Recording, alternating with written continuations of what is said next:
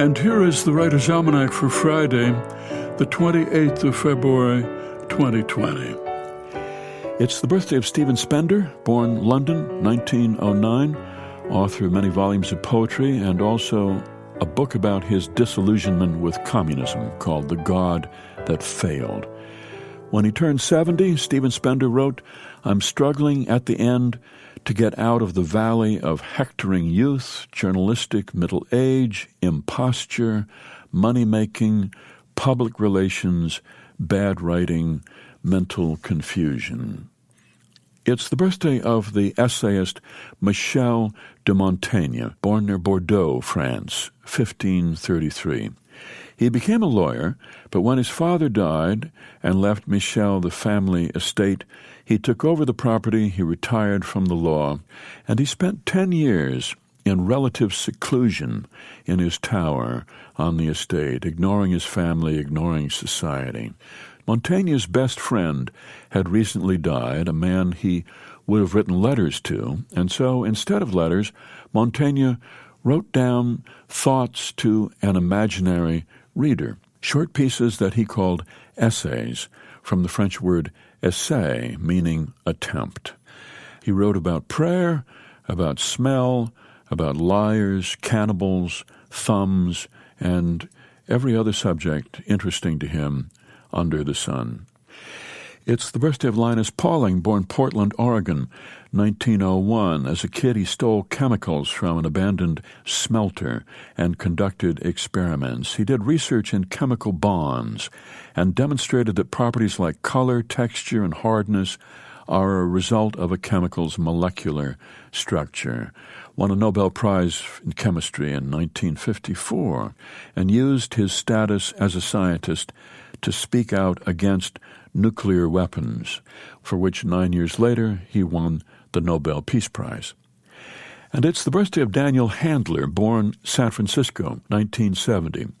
Famous for his series of macabre children's books, a series of unfortunate events under the pen name Lemony Snicket, books following the adventures of the orphaned Baudelaire children, Violet, Klaus, and Sonny, whose parents died in a fire, and things just keep getting worse and worse for those children.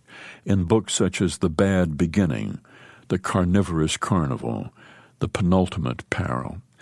Daniel Handler, who wrote, "A library is like an island in the middle of a vast sea of ignorance, particularly if the library is very tall and the surrounding area has been flooded."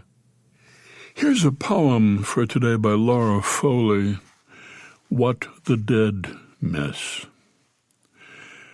This morning, I think I see in the light dimpling the river's emerald green beneath me the faces of my dead husband, parents, and younger sister. Feel their fingers in the fresh breeze on my cheeks and breathe the diesel smell of passing trucks, reminding me of my need to refuel.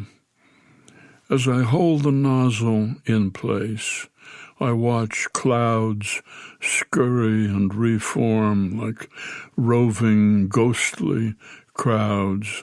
I hear music in the liquid trickling, filling my tank to the brim. Music in my steady footsteps, tapping percussion on pavement, the car door closing with a click. They say that's what the dead miss most, an ordinary day spent like this. What the Dead Miss, a poem by Laura Foley from her collection Why I Never Finished My Dissertation, published by Headmistress Press and used by permission here on the Writer's Almanac.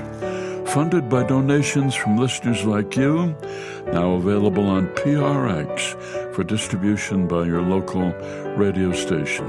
Be well, do good work, and keep in touch.